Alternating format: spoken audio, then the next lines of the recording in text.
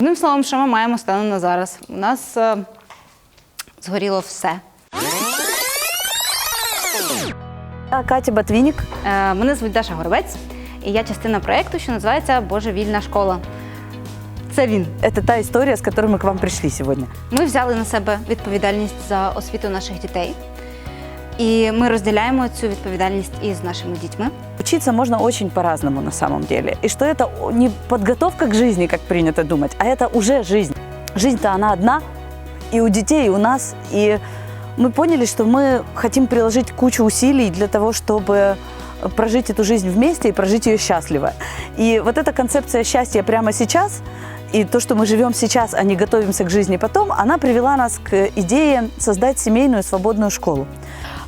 Мы год занимались в квартире. Квартира была для нас тесновата, и как бы нам хотелось чуть больше природы, больше свободы, и мы начали строить экодом. В течение полугода всего мы своими руками, своими деньгами, своими силами, в общем, это были сверхусилия, вообще говоря, да, но мы очень горели идеей, что у нашей школы будет свой дом.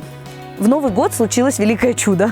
После того, как мы научились шпаклевать как боги просто и так далее, мы въехали в собственный дом. И это было такое счастье, это было столько кайфа и удовольствия, и пространство получилось прекрасное. И мы начали даже обживать это пространство, начали в нем проводить занятия с детьми. И не занятия, а просто проводить время с детьми. Атмосфера этого дома очень способствовала такому времяпрепровождению, суперкреативному и такому плодотворному и классному. Вот. И потом с нами случилась беда. И случился пожар из-за неисправности отопительного оборудования. Сгорело все. И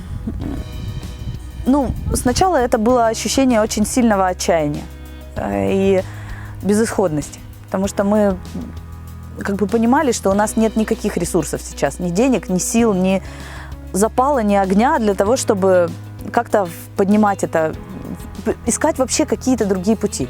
И вообще это невыносимое состояние. И как бы стало очень быстро понятно, что если мы сейчас не сделаем какого-то резкого, сильного шага, то мы рискуем в этом состоянии зависнуть очень надолго. И мы сделали, как всегда, не сильно обдуманный шаг. Мы взяли и написали в Фейсбуке посты о том, что мы не ляжем под колеса судьбы, и мы возьмем и сделаем из этой беды такой случай, кейс «никогда не сдаваться». Когда ты говоришь «мы сделаем кейс «никогда не сдаваться», есть побочный эффект. Приходится никогда не сдаваться. И мы уже несколько раз за вот эти полгода проходили такую точку отчаяния, когда мы очень хотим и дальше показывать, что можно двигаться, что можно выстоять под любым ударом, можно подняться и топать дальше.